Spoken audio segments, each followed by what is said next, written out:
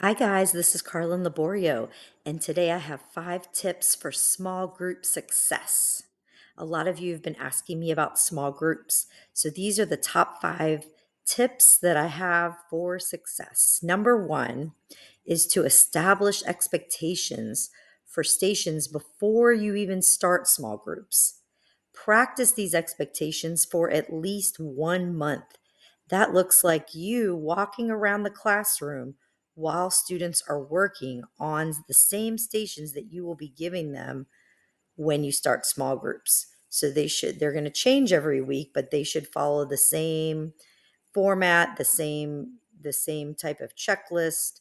So that way you are practicing and you are having that time where you can redirect students and really hone in on your expectations, because it's just as important what the students are doing that are not in your small group as the students that are in your small group. So planning out those stations and making sure that those are including reading and writing and maybe even a video aspect. So let's get into step 2. Step 2 is post engaging lesson videos that require headphones. You can even record clear directions with your voice and add that to Google Classroom. That way, the students are listening to your voice as they hear the directions for the assignment. This is also a great time to have a flipped classroom, which means you could post a social studies lesson, a social studies video, or something like that, where the students have their headphones on and maybe they're answering some questions throughout the video and doing an assignment with it. Tip number 3 is to utilize a few designated teacher helpers to help students with directions or questions. This is a game changer. Pick one or two. I like to pick two, maybe a boy and a girl. Pick two students that you can really trust in that class, maybe your higher students. Have a little conversation with them to train them.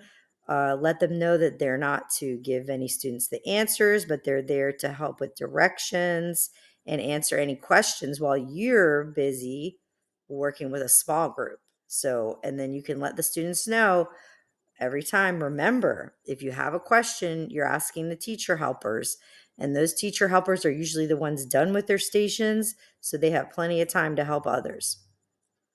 Step 4, tip number 4, walk around in between small groups and redirect students and answer any questions they may have, especially at the beginning. If you're just starting small groups and maybe you start with just one small group per class period, and then you're maybe moving into two small groups. When you move into two small groups, I would give yourself about 5 minutes in between the two small groups so that you can kind of walk around, check what everybody's doing.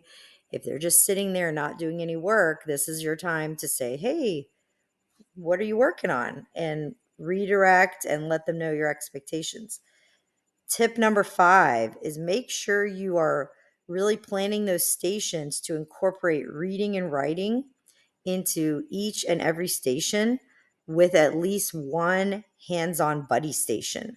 I don't like to do more than one hands-on buddy station because that way there's too many people working with the buddy and you can't hear. But I would say if you're having 4 stations for the week, 4 or 5 stations, one of them could be the hands on buddy station.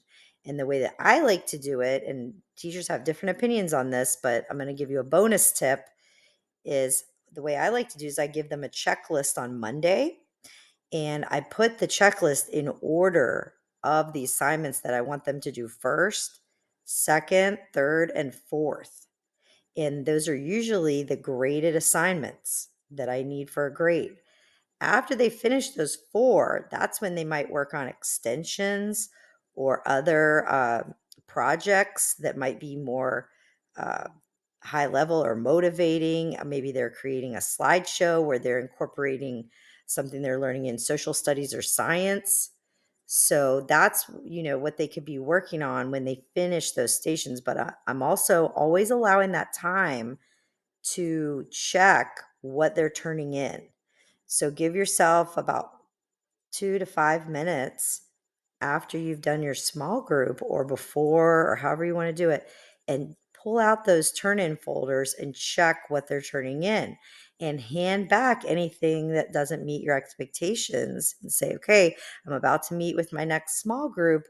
While I'm meeting with them, you're going to go back and you're going to write these incomplete sentences. You're going to go back and put your capital letters, go back and put your periods. And so always checking those. Don't wait till the end of the week when you take it home on the weekend and you realize that they wrote one word answers. So try to check that every day, and that will increase the quality of what your students are turning in. Okay, I hope this short, under 10-minute video really helped to give you some small group tips for success so that you can get those started. And that is where the magic happens.